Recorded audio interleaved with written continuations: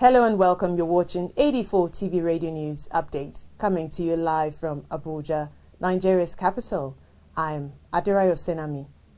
Nigeria's President Muhammadu Buhari on Thursday indefinitely suspended the Managing Director and Chief Executive of the Nigeria Social Insurance Trust Fund, Adebayo Shomefun, along with 11 other top officials of the agency. The Ministry of Labour and Employment said the suspension is as a result of violation of the Financial Regulations and Procurement Act and other acts of gross misconduct.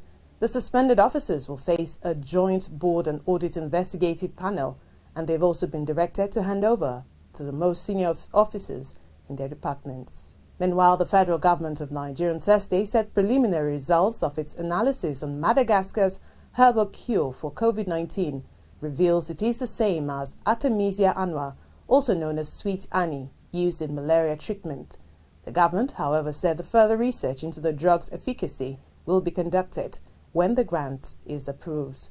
President Muhammadu Buhari had on the 15th of May received the country's allocation of Madagascar's anti-COVID-19 drink, during which it promised to listen to scientists before allowing traditional or any new medicines be administered on citizens to treat the pandemic.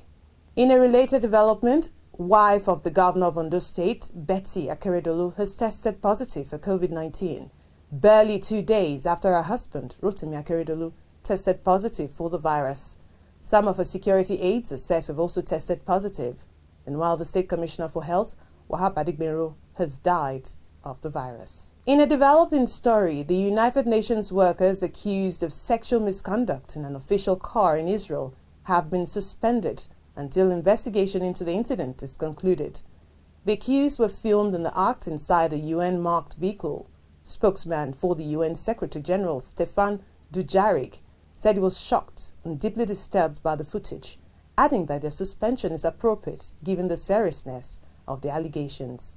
A Turkish court is set to open the trial of 20 Saudi officials indicted over the killing of a 59-year-old Washington Post columnist and Saudi journalist Jamal Khashoggi, killed at the Saudi consulate in Istanbul on October 2, 2018, after he entered the premises to obtain paperwork for his planned marriage. Officials at the Istanbul prosecutor's office say the trial will begin at Istanbul's province's main court in the district of Kaglayan on Friday morning. Turkish officials say Khashoggi's body was dismembered at the consulate by the killers, and his remains are yet to be found. We'll take a break now. When we return, streets to be renamed after African World War II heroes. Stay with us, details coming shortly. When something is a waste of your time and you'd rather not be bothered with it, you say it is not worth it. But I hear many people saying it doesn't worth it. That's incorrect.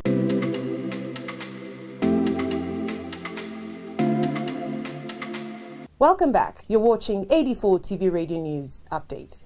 The French government says it will rename streets and squares after African Second World War heroes. The country's Ministry of Armed Forces has provided local authorities with a guide to 100 Africans who fought for France in World War II.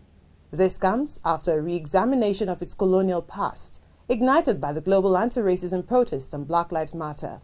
More than 400,000 Africans took part in the liberation of France in 1944. French Junior Defense Minister Jean-Pierre Darusec says the names, faces and lives of African heroes must live on because without them, France will not be free. And in Nigeria, a Chinese couple have been arrested by the Niger police in Abuja for allegedly locking up their Nigerian employees in their apartment for the past 4 months. The victims, in the footage provided by the International Center for Investigative Reporting, said they've been locked up in the apartment since February, but were rescued by the men of the Utako Divisional Police Station on Tuesday, following a tip-off by a resident. The spokesman, Federal Capital Territory Police Command, Anjuguri Manza, who confirmed the incident, said investigations have commenced, while the Chinese couple had been released on bail. Meanwhile, an Algerian court has provisionally released a key protest movement leader, Karim Tabou, and 3 other jailed activists in the run-up to the country's Independence Day celebrations.